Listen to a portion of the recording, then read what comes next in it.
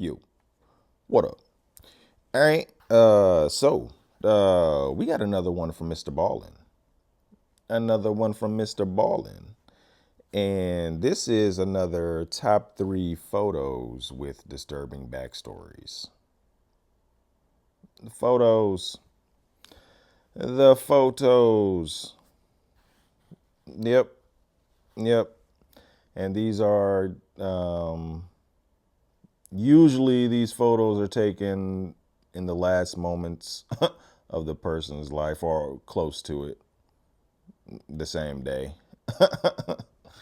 In a lot of them, not all of them, not all the photos. Yep, disturbing backstories. Let's check them out. Here we go.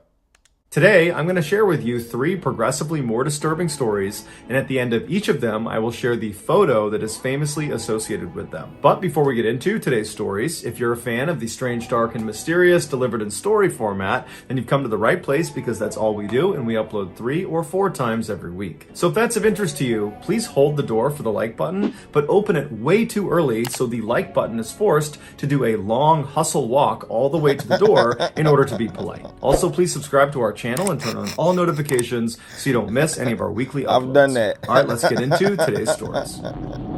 I've opened the door way too early for people and forced them to do the hustle walk. And I've had the hustle walk too. It's annoying. Breakfast.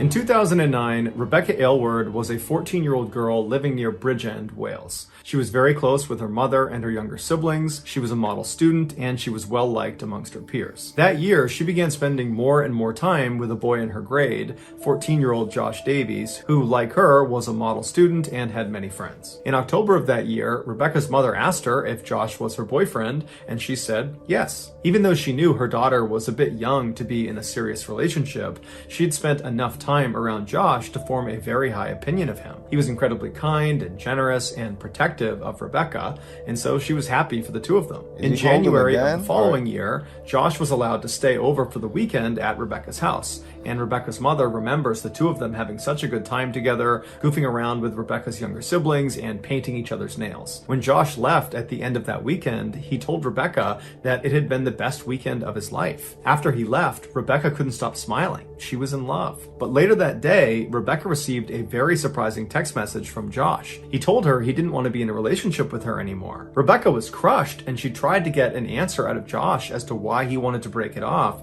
but he didn't give her one, and instead, he began spreading horrible rumors about her at school, and then he went around to all of her friends and told them what a horrible person she was. And so for the rest of that school year, that's how it went. Josh just continued to mercilessly bully Rebecca for no reason. And then behind closed doors, Josh would tell his friends that he not only hated Rebecca, that he wanted to kill Rebecca. But none of his friends took it seriously. In fact, one of his friends even told Josh that if he ever killed Rebecca, he would buy him breakfast. Fast forward to the end of 2010 when the next school year began, and Josh's behavior completely changed. Suddenly, he was being nice and caring to Rebecca and showing a genuine interest in her, and Rebecca, even though this guy had abused her for the past better part of a year, she secretly still loved him, and so before long, she allowed him back into her life. About a month later, on the evening of October 22nd, Josh sent Rebecca a Facebook message asking her if she would meet him the following day in the woods near their home.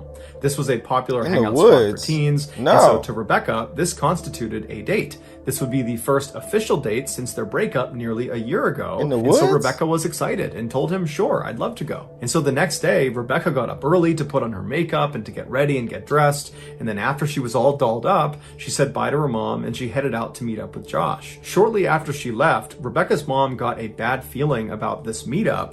And so she called her daughter and said, hey, stay on the phone with me until you see Josh.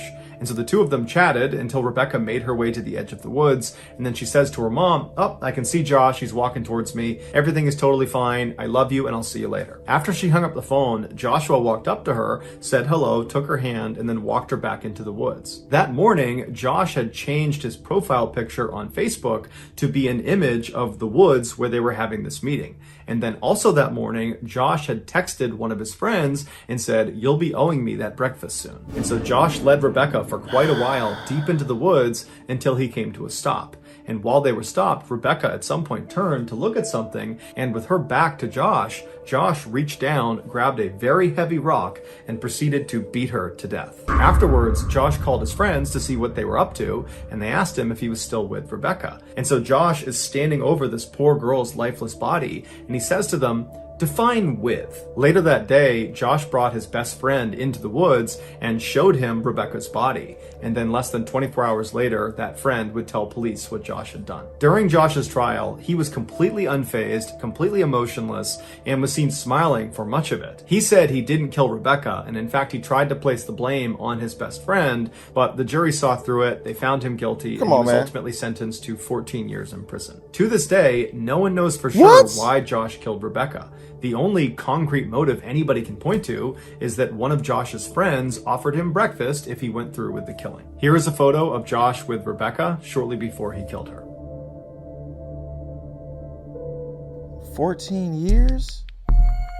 Am I missing something? Why does he get 14 At the start of World War years? II in 1939, the Kingdom of Yugoslavia did its best to stay neutral and out of the war. But on March 25th, 1941, they finally caved to Nazi pressure and signed a treaty that aligned them with the Nazis. 2 days later, Yugoslavian military leaders who were unhappy with this treaty overthrew their government and installed a new king in hopes he would be able to keep their country out of the war. But upon learning of this coup, Hitler issued a directive that classified this new Yugoslavian government as hostile and ordered its invasion. 10 days later, on April 6th, the Nazis invaded Yugoslavia, and then 11 days after that, Yugoslavia surrendered. But despite their speedy victory, the Nazis struggled to maintain control of the country because of local resistance groups that fought them at every turn. One of the primary resistance groups was called the Partisans. 3 months after the Nazis' invasion, a 15-year-old girl named Lipa Radic and her family, who all lived in Yugoslavia,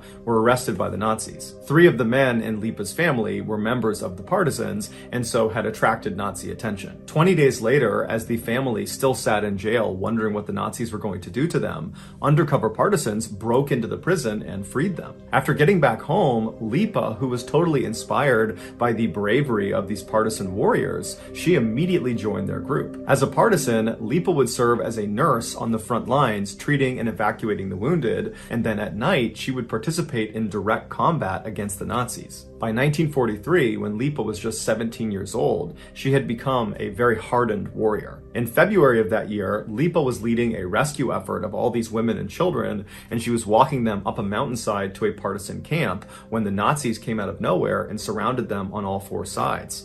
And Lipa, who refused to surrender, expended all of her ammunition defending these women and children until she was eventually captured. The Nazis moved Lipa to a nearby village where they viciously interrogated her, demanding that she give up the names and locations of her partisan comrades, but Lipa refused. After 3 more days of unsuccessfully trying to get Lipa to give up information, the Nazis grew frustrated and sentenced her to death. And so later that day, Lipa was marched out to a tree situated next to a train station, and hanging down from one of the branches was a noose, and under the noose was a table. With her hands tied behind her back and only wool socks on her feet, the 17-year-old girl calmly climbed up onto the table and stared down at the crowd. As the noose was being tied around her neck, the Nazi commander gave Lipa one more chance to give up information about her partisan comrades, and if she did that, they would spare her life. The Nazis had brought out a cameraman to document this execution because their plan was they would distribute the pictures all over the country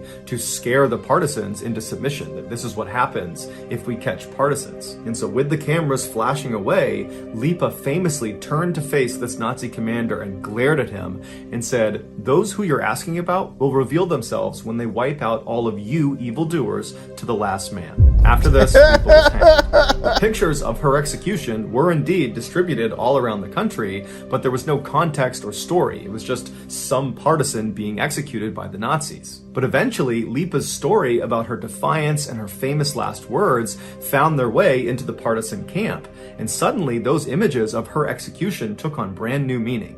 They no longer inspired fear like the Nazis were hoping. They inspired courage and pride and a will to keep fighting. When the Nazis discovered this is what that picture now represented, they tried to destroy all of these pictures, but it was too late. Lipa had already become a national hero. Following her death, the partisans continued to fight the Nazis Nazis and eventually helped to defeat them. After the war was over, the partisans were recognized as one of the most effective guerrilla forces in the entire war. On December 20th, 1951, Lipa was posthumously awarded the second highest military award in Yugoslavia, called the Order of the National Hero. Here is the photo of Lipa glaring at that Nazi commander after she's just told him her comrades are going to kill him.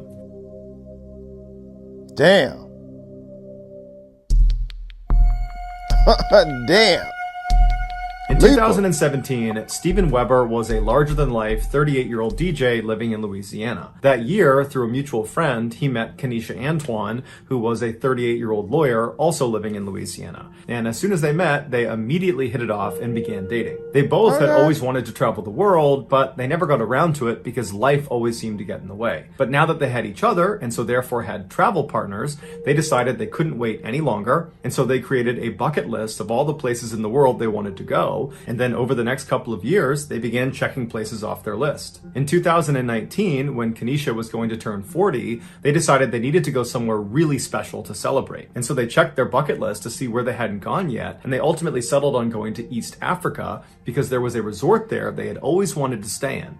It was called the Pemba Resort, and it was famous for their underwater room. They literally have a 2-story cabin floating 300 meters off the coast. Its main floor is at surface level. It's got a beautiful couch that looks out over the water, and you can take the stairs up to the roof of the main floor where there's another couch and you can stargaze and look out 360 degrees, and there's no other cabins out on the water. You're completely isolated. And then if you go back down to the main floor, there is a ladder that goes straight down 10 meters into the master bedroom, and it's completely underwater. All 4 walls have these huge windows that look out directly into the beautiful Indian Ocean. To stay in this cabin for one night costs $1,700, and so Steven and Kenesha decided they would only splurge on it for one night at the end of their Africa trip. So in September of that year, the couple flew out to Africa, and for over a week, they enjoyed sightseeing and going on safaris and eating nice food. And then at the end of their trip, it was time to head out to the underwater room. So they got to the Pemba Resort on the mainland, they checked in, and then they loaded into a boat and were brought out 300 meters to their actual cabin out on the water. And then after the boat left them there, Kenesha got out her phone and began filming. And she filmed as the two walked around and they looked at the amazing view. They went onto the roof and they're looking all around and they're laughing because it's so unbelievably beautiful. And then at some point they make their way down that ladder down into the master bedroom underwater. And the two just can't stop laughing. Because it was so bizarre and just so incredible being down there. There were fish that were coming up to the glass and just staring at them. They just couldn't believe what they were seeing. And then at some point Steven makes a joke that a shark was coming and Kenesha turns around and then sarcastically laughs at him and says, "Oh, okay, haha, yeah, shark." You better watch and out. Then she turns off the recorder. A little while later, Steven leaves Kenesha in the master bedroom and he goes upstairs and he puts on fins and then hops in the water. Kenesha, who's still down in the master bedroom, is surprised when she sees her boyfriend on the other side of the glass out in the Indian Ocean. And so Kenesha just grabs her phone and starts filming him because she knows he's up to something. And then at some point, Steven pulls out a plastic bag with a handwritten note inside of it and he presses it up against the glass so she can see what it says. And so Kenesha zooms in on the note, and you can tell from the tone in her voice, she really doesn't know what he's doing, but then there's a pause in the video as she's reading the note. And the note says, "I can't hold my breath long enough to tell you everything I love about you, but everything I love about you, I love more and more every day. Will you please be my wife? Marry me." Wow. Kenesha is so astounded at this proposal. You can tell she's almost crying. She's so excited. And so as she just continues to film him, Steven pulls out a ring and he holds it up to the glass.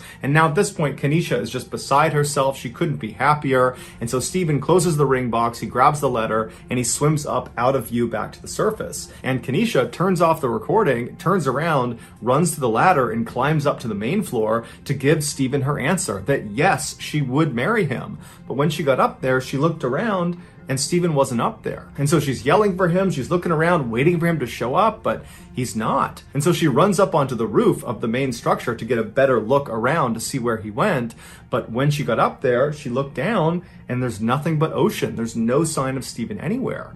And so, starting to panic, she runs back down to the main floor at surface level, and now she's frantically yelling for Steven, yelling for him to come up to the surface. Where is he? Where are you? But there's no response. Kanisha is all alone out in this cabin in the middle of the ocean. She has no way to contact anyone on the mainland, and so she has no idea what to do. She doesn't know if she should just jump in the water to go looking for him. No, she doesn't know if he's maybe playing a joke on or her. something. She just doesn't know what's happening. And so she just reflexively begins screaming out for help, hoping that somebody will hear her and come help her find Steven. And after a little while, some boaters not too far away hear her yelling out for help. They come over and they, along with Kanisha, begin looking, and they ultimately find Steven. But by the time they found him, it was too late. He had drowned. The details of exactly how he managed to drown or exactly where he was when they found him are not listed online. Here are the final photos of Steven Weber.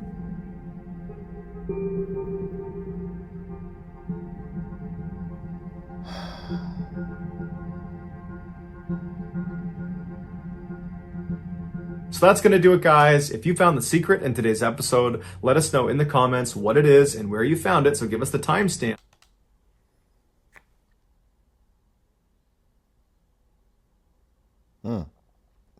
Damn. He drowned? How deep was he underwater? How deep did he have to go down in order to get to the... It couldn't have been like 10, 15 feet or something, unless it was deeper. Oh my God. Didn't they just get there? Didn't they just get there and they was looking around and everything, and then I guess oh man. He probably planned he planned that the whole trip. They was gonna splurge on they went to Africa, spend a week there, they're gonna splurge on the last night. Fancy hotel. It's pretty dope. That's a pretty dope hotel. It looked amazing. $1,700 a night. And splurge on the last night and propose. Sound like a plan to me. It's just, I don't know about getting in the water in the open sea 300 feet out. I mean, I'm thinking like you're going to get attacked by sharks or something you know what I'm saying? I'm not thinking you're about to drown. Oh my God. That's sad. That is sad. That is sad.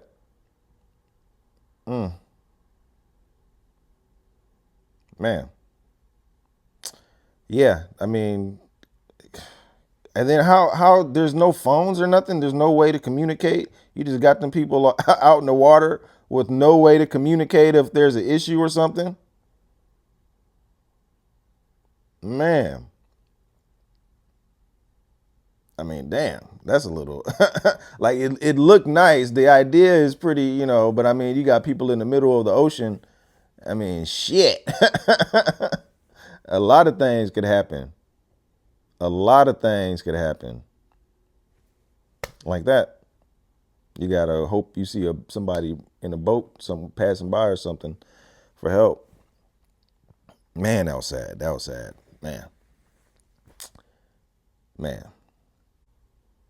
Then the second story. Lipa. Lipa. Yeah, if you get captured by the enemy and they say they about to execute you, I mean, that's how you want to go out, like a G. I forgot what she said. Though the ones you're asking about are gonna come back and wipe you out or something. My people gonna come back and get you. This ain't over. Basically, like y'all are, my people coming. Man.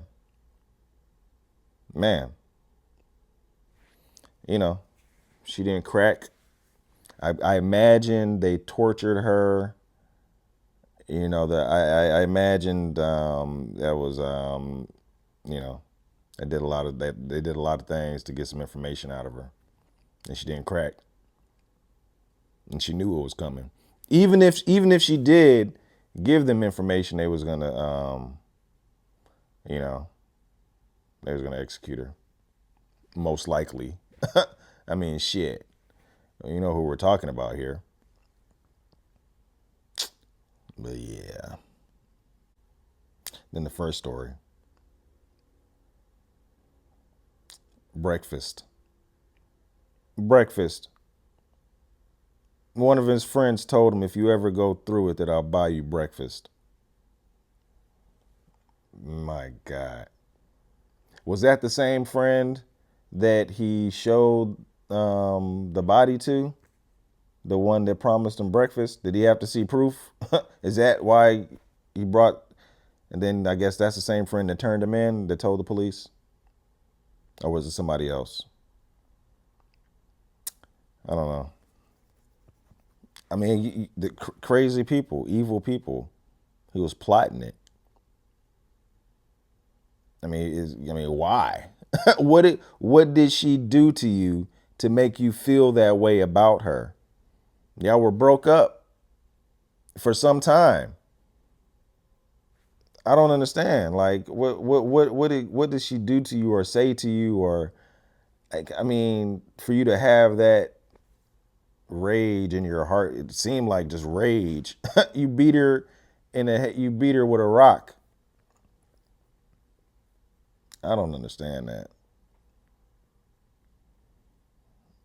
I don't understand. Then you get 14 years.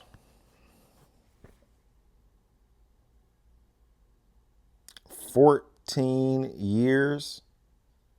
He was probably 14 years old when he did it. He's gonna be out of prison before he's 30. 14 years? How is that even? What are they saying? Are they saying like because he was a juvenile? Is there like juveniles can't be sentenced to life or something? Well, I don't know. I don't know what state that was or anything. I don't know the laws. Of course, I don't know all the laws. Maybe there's something in place that would prevent them from forgiving him like 25 to life. You know, maybe you can't give a 13, 14-year-old 25 years. But I mean, I don't know if it was it should be 14 to life. Like if he's not rehabilitated in 14 years, he should be reevaluated in 14 years. It shouldn't be that he's out in 14 years. Like, like he should be looked at in 14 years. But he's going to stay 14 years. Then we'll look at him again and to see if he's, but you might not be able to tell because he can act. Apparently he was acting all nice and he was acting nice to her. I guess like in the new school year or something. He like flipped it. He changed. I don't know, man. That's crazy to me. That's crazy. 14 years. Uh, uh, yeah, yeah. I guess the second story was inspirational, but the first and the last story was very sad. Very, very sad. Mm.